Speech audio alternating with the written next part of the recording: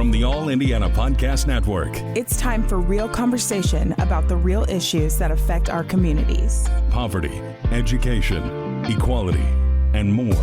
This is Real Talk. Real Talk with Reverend Charles Harrison. Welcome to Real Talk on the All Indiana Podcast Network. I am Reverend Charles Harrison, and on this episode will be part 4 of the series of Black on Black crime from the Ebony magazine published in 1979. And the focus today will be on the consequences of crime and violence in the Black community. Welcome to Real Talk with Reverend Charles Harrison. And on this episode, we're going to continue our conversation that we have had dealing with the Ebony article in 1979, the magazine publication in August of that year, which dealt with the issue of Black on Black crime and its impact on Black America. And the focus was on 3 areas: the causes of crime and violence, the consequences of the crime and violence in Black neighborhoods, and the cures or the solutions. We have spent a great deal of time in part 1 and part 2 focusing on what we consider the causes and the cures of Black on Black crime. Part 3, we dealt with the law enforcement aspect of it.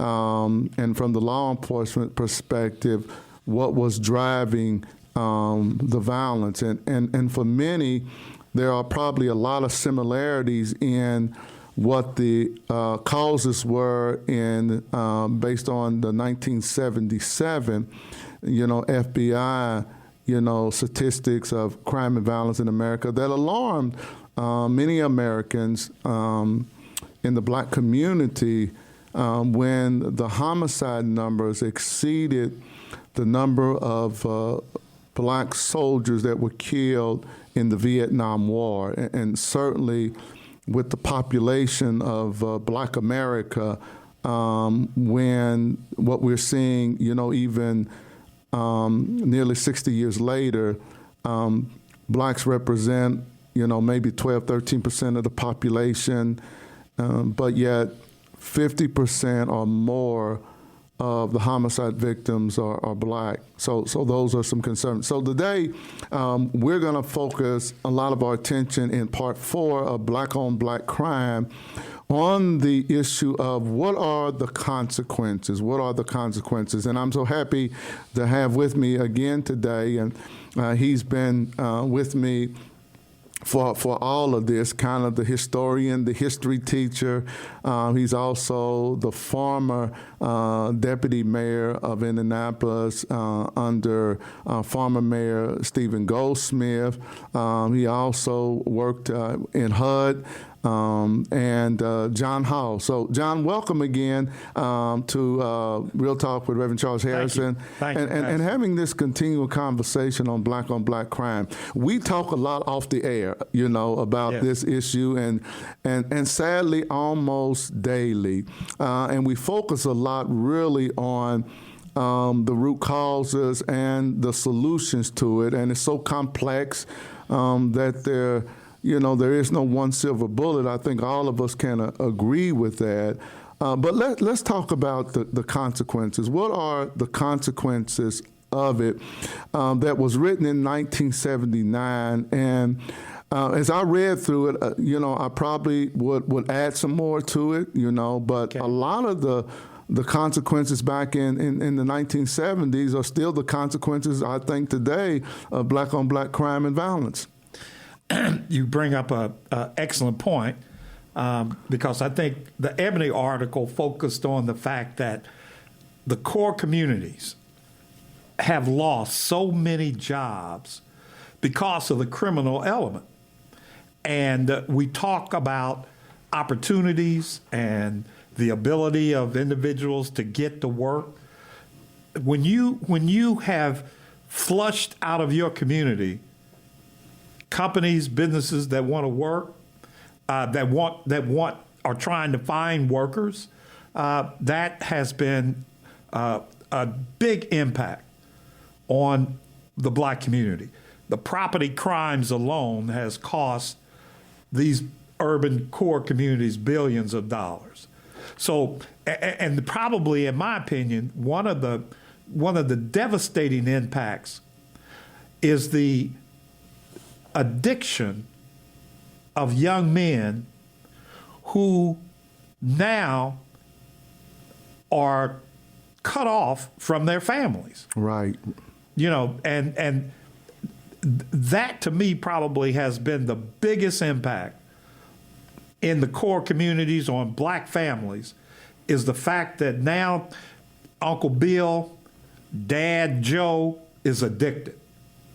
And his focus is on that rather than the family, rather than passing on good direction. It is now he's focused on, how do I get high today? To me, that's the biggest impact that there could be. Well, one of the things that really fascinated me, and we're going to kind of go through these a little bit, because as I read the Ebony magazine article in 1979, I pulled out 6 consequences, and I started reflecting on the 6. One was it kind of divided the community, and it talked in terms of crime, breeded mistrust, uncertainty, created fears and anxiety, in the neighborhood. It certainly shattered the family. And I think a big one that I have seen, it ruptured community solidarity. And I see it today as we look, from 1979 to 2022. I see this divide within the community over, John, this issue of crime and violence in the community. And there is great disagreement, when it comes to, what the root causes of it is, what the solutions or cures of it is. And I think it has divided us, in the black community. Now, and I'm not for certain, how to break down the divides. I think I see divisions within certainly the political arena, moderates, conservatives, liberals, progressives in our community. I think in Black America, we see this thing differently. I think sometimes it's generational. I think based on the era that you came out of, I think it may influence and impact certainly your viewpoints on what the consequences and impact of black crime has been. But I do think there is a division, and I probably have been a part of that as a leader in the community because of some of the positions that I take. But I'm not for sure that there is unity and solidarity around this issue of black-on-black crime. And for some segments of our community, they are offended that you even use the term black-on-black crime or black-on-black violence as if what's going on in Black America is different from white America or any other ethnic group, in this country. And I don't think the statistics and the data bear that out to be true. I think there has been a greater impact of crime and violence on the black community than any other community in this country. But yet this issue, I believe, has divided the community. No question that it's divided the community, and it's divided it in, it's almost like a hostage situation in the urban core. You've got those who perpetuate crime. Right. They're doing the criminal activity. Then you've got the victims who are frightened, afraid, won't talk. We've got our code. Right. And so I see that divide just in those who perpetuate the crime than those who are the victim. They're like hostages in the urban core. You know, they have to change their ways. They've got to change their way of living. You know, they've got to be protected somehow. You know, they're not mobile as other communities can be, because being mobile might get you in trouble, might get you shot, might get you in crossfire, might get you robbed. Right. So, you know, to me, that's one of the most devastating factors that divide is those who are perpetuating the crime and then those who are the victims. Well, you know, the question becomes for a lot of the victims who feel like they have been terrorized and it's created this divide. I'm not for sure some of them financially can afford to move into a better neighborhood where, you know, if you're maybe more middle class, upward mobile, you have the financial resources to leave the urban core and move, you know, to the suburbs or to one of the donut cities around Indianapolis. But I think this is probably the case in cities all across the country. It is. And who speaks for that victim? Who represents that victim? Who because he doesn't or she doesn't have the means to move, who represents her interests? I'm not for sure anybody does. Do they? Oh. I would say people like you who speak out and say, we got an issue here, we got a problem here, who put boots on the ground to try to see that there's less activity of criminal activity in the core. You know, I would, and those individuals out there who are doing that, they're the ones that are speaking. But that victim is really taking a hit. Right. You're right about it. But you know, to speak out, I think some of us who do that, John, feel like we're kind of the voice in the wilderness. You know, who's listening? You know, as we speak out about the victims of this, and it's not just the person that has been injured or killed by the violence, but those who feel like that they're living in their own prison in their own neighborhood. Yes. You know, where they're hostage to those who are committing the crime and violence in the neighborhood. Yes. That I remember growing up, and I would see neighbors and even my grandmother out in the yard gardening and growing flowers and cleaning up. You know, that was good times. But when you have a core neighborhood that has been terrorized by violence, you can't be as freely acting and working as you would in a neighborhood that has values, and has standards that you're going to live by. Yeah. I think one of the other divides, and then we'll move on, is certainly the shattering of the family. I think I experienced that in my family, where I had there was two of us boys and two girls, and we went in different directions. You know, two of us went, down the path of the straight and narrow and tried to really make something of ourselves, and then two more of the siblings, got involved in the underground economy, got involved in the crime and violence.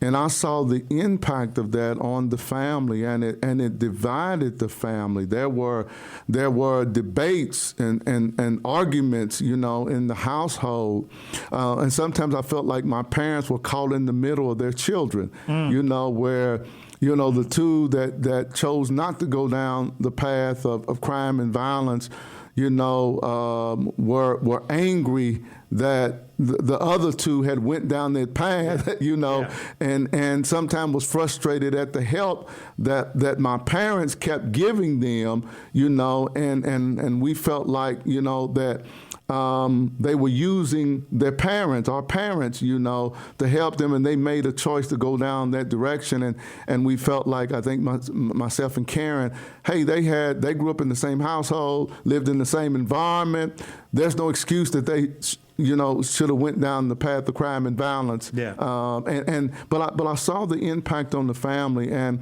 it was beyond just my immediate family with my siblings, but in our larger family, there was similar kinds of tension, in the family that John sometimes, and I see this, created divides, divisions even within families.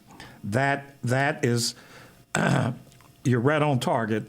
That trauma from the violence, from the happening of all these events, stays with young people. Right. And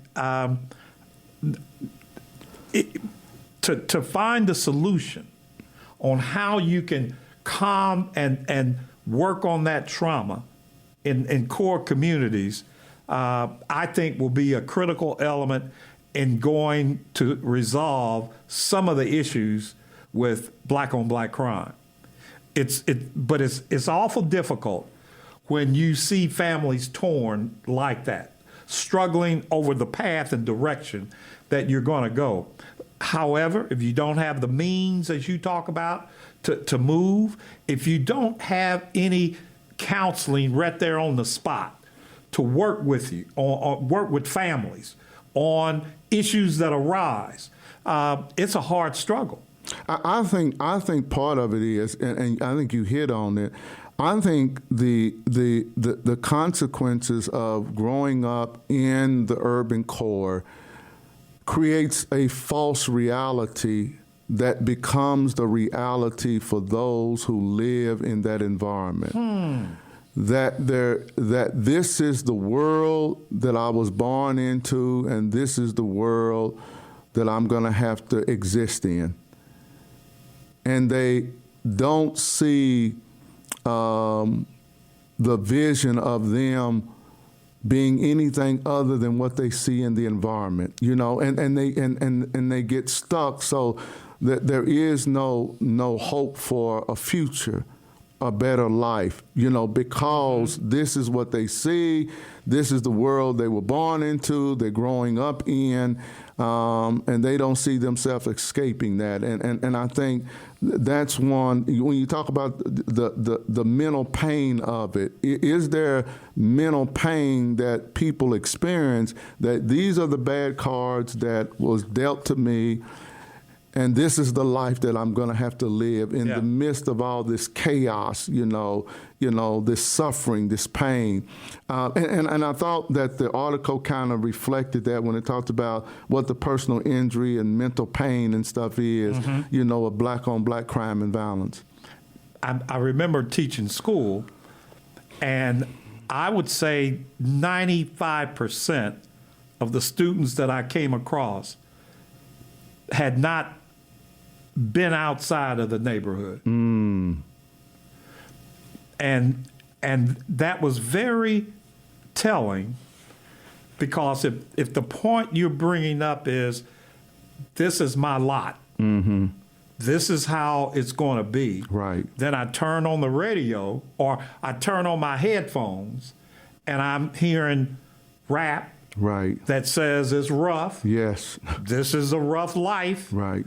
You might have to commit a crime, And then if I'm watching movies that are exalting thug life, right, then that's all you're going to know. Right. And I think that is so true. So when we began to talk about this, what percentage of the underclass, the poor, who are growing up in these environments, see a future beyond the neighborhood? That is it. I had a student that I had lunch with, a former student of mine, who went on to become an extraordinary success, he and his wife both. And he's gone from engineering, they've done acting, law, and now they're developing schools. And he brought up a point that is reflective of what you have been talking about, in that in his schools that he's developed, he has got to have psychologists, counselors, any means to work on the trauma that young people bring. And it's deep. And he talks about as parents come, as the mother may come to she has a problem and she comes to the school, she's reflective of trauma that has impacted her. And so there lies a huge platform that has to be more developed.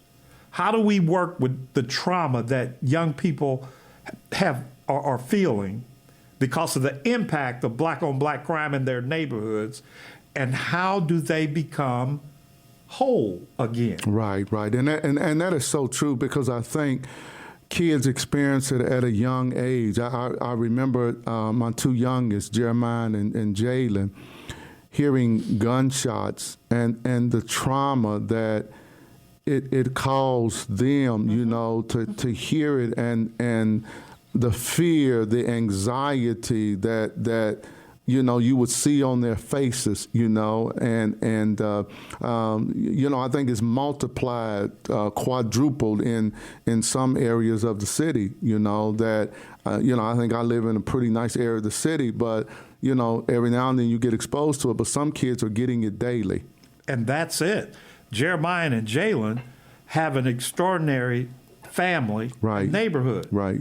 Just think of those young people with not a solid family, not a solid area, not a future. That's devastating. It is. One of the things that I also want to talk about, that when you talk about the consequences, and I probably see this and have noticed it a lot more as a pastor, you know, here in the city of Indianapolis, in the urban core. You know, the church I pastor is you know, one block west of 30th and MLK, you know, which is one of the neighborhoods in the heart of the urban core. This whole, you know, issue of disinvestment in these neighborhoods where there is a lot of crime and violence. John, you want to kind of talk about that, and then I kind of get in there, because what really caught me was that crime drives businesses and jobs from the community, which you kind of talked about. In the area, you know, in the urban core where I'm driving around, you see the vandalism, the abandonment of buildings and homes that creates other problems. But can we kind of talk about that? And I get frustrated, you know, as a pastor, when you see the lack of businesses in the neighborhood, but yet I understand sometimes why. We do know why. I think right in our church neighborhood, right there on Martin Luther King, do you remember the restaurant that my choir director would always go to on Sunday morning? Yes. Down home cooking. Down home. Something like that. Nice restaurant. Food was good. Right. But the robberies, the break-ins. Right. It just disintegrated the fact that here was a business that was serving the community, serving the black community. However, the cost of staying in business, it's not balancing out the sheets. And so we see that a lot in that urban core. And that, you know, I was watching The Making of Black America on public service TV this past week, and it talked about the huge business community that African Americans developed after the Civil War and Reconstruction. And the fraternal organizations and the business communities, you know, and they even mentioned Madam Walker. But how can an entrepreneur in the core neighborhood survive the cost with break-ins and robberies and shootings? His customers are scared to come. Right. His inventory is threatened every week, and it is devastating. Well, it has to impact the profit when a lot of these businesses sometimes have to close at dark. So in the wintertime, in the fall and wintertime, when it gets darker earlier, we see some of these businesses closing, 6 o'clock, 7:30, out of fear of being robbed. And the cost of items in that area are going to be higher. Yeah. And so the poor pays more. Right. And, from your insurance, on properties. Right. You probably can't get a top insurance company to come in there and say, oh, yeah, okay. So we're paying more for insurance, for product. Just that cost is really, really a struggle. I know when Double 8 was open, used to be 7-Eleven. Yes. I know one of the complaints was the cost, of the items in the store. Right. But they're I know that they was getting, every day. Every day people's coming in there stealing stuff, Every day. And I know that they had to raise, the prices. Right. In order to make some profit or even break even, to keep the store open. Double 8, formerly 7-Eleven, they knew how to work an urban store. Right. Now, my brother, Glenn Howard, yes, who we would battle tooth and nail about 7-Eleven and Double 8, but they were in the community, and they would employ community workers. Yes, there were issues, but big issues. However, they provided a service. Now, with them gone, I know that there are individuals in our community that are trying to develop right. grocery stores and restaurants, and I commend them for making that effort. But it is a trial to work in the urban core and keep costs down so that people with incomes that are not as high as others can eat and be protected and buy products that make them feel good. One of the consequences of it, and I kind of want to talk about the Double 8, formerly 7-Eleven. Now the Chase Bank branches has left the community. Yes. One of the things that I argued, how do you then, revitalize those communities when you don't have a grocery store, when you don't have banks, when you don't have restaurants? I believe in blended communities, people of different economic backgrounds. But when we were trying to get, middle-class blacks to move into the area, those were some of the things that they were saying was preventing them from coming, let alone crime. Crime was up there, crime was up there. But also they talked about, there isn't a grocery store. You don't have a Walgreens. You don't have a CVS in the neighborhood. Once the bank left the neighborhood, I think those are things when we talk about the consequences of it. It makes it difficult to revitalize those communities again without some kind of gentrification. And that's the honest facts right. of the whole deal. Grocery stores, banks, businesses need income. Right. And so they're looking at the income of the neighborhood before they're going to set up shop. And in a low underclass neighborhood, the fact that income level is at a certain number will keep them from setting up a business. They can't survive. They can't make any money. And so housing becomes the critical piece. Right. If you bring in middle-class housing, then yes, the price, that's going to begin that gentrification process.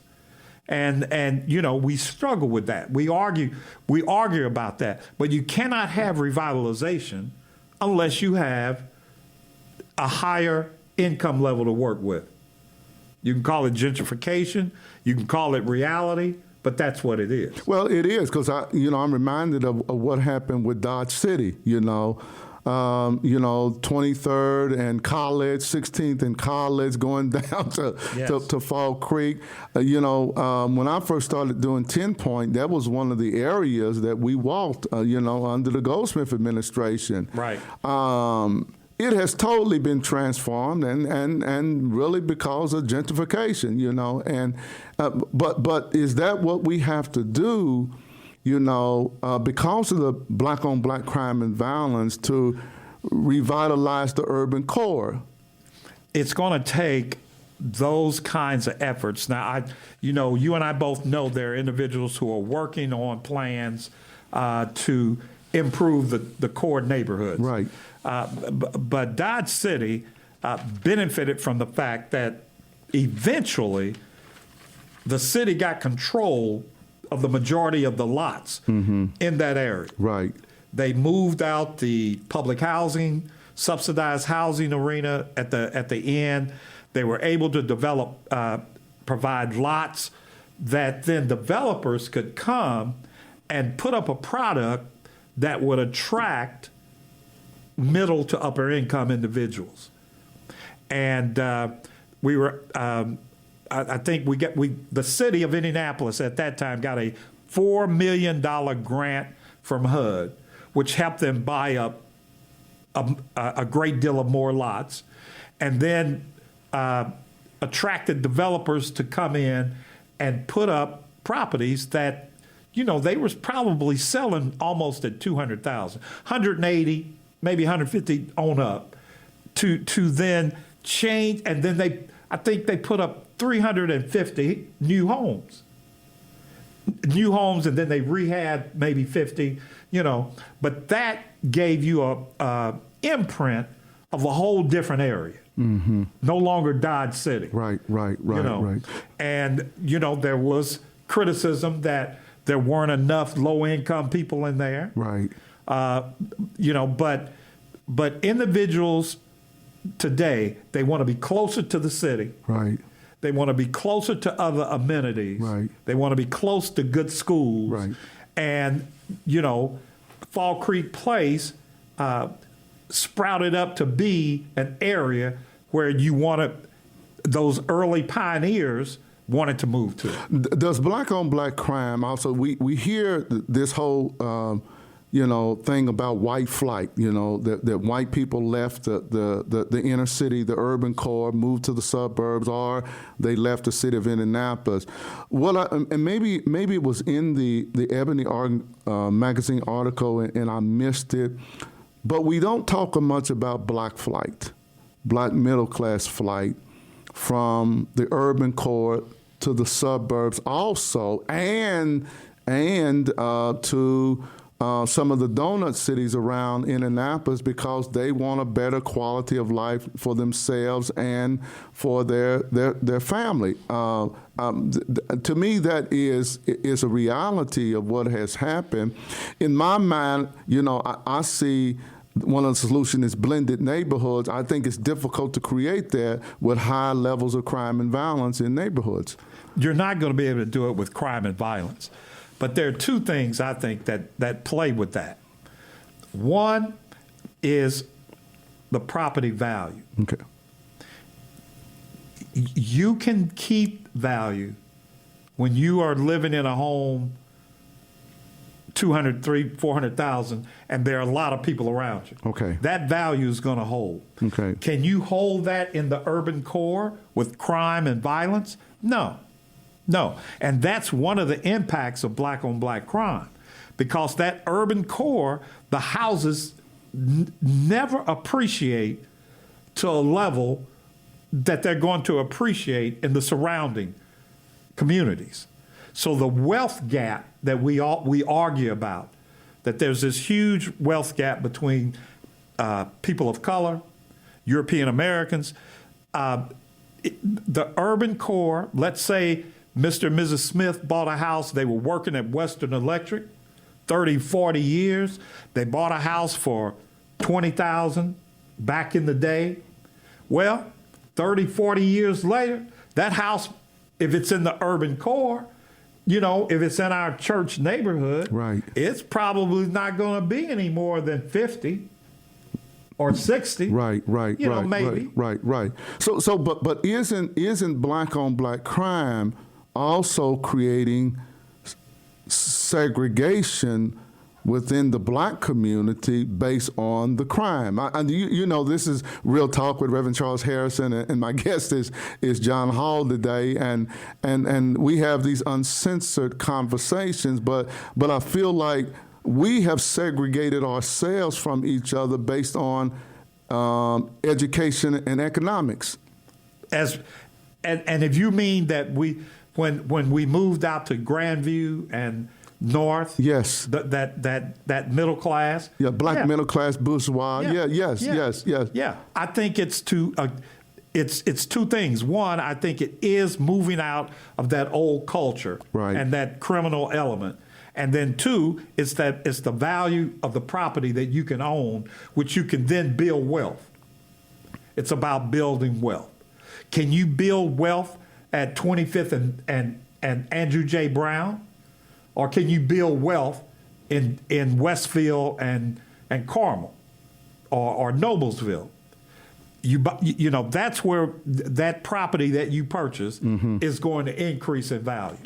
The final piece, and this is a fascinating conversation we're having when it talks about the consequences of black on black crime, is the loss of talent and human resources, and certainly when you look at, you know, this whole issue and it gets more into the crime and violence, the number of African Americans that are in prison based on our population for the crime and violence they have committed, and you look at the staggering number of blacks that have been killed each year because of the violence, which then produces more broken families, more children who are growing up without either their father or their mother, in some cases both, you know, because one may be in prison, one may be in the grave, you know, one may be addicted to drugs, and the grandparents are now forced,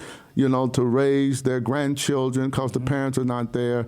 I think certainly one of the major consequences is this loss of talent and human resources in our community. It is big. Yeah. And that probably is the most devastating piece that we can talk about. Right. Is that loss of and the trauma. The trauma that this brings on. Right. Huge. And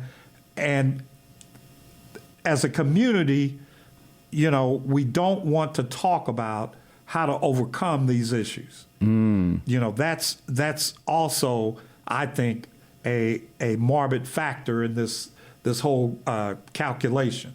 That yes, we look at our issues, we see the divide, we see the trauma, we see the economic loss, but we are not coming together to see if there are answers to some of these questions. Well, I think it goes back to the earlier conversation we had about this divide, you know.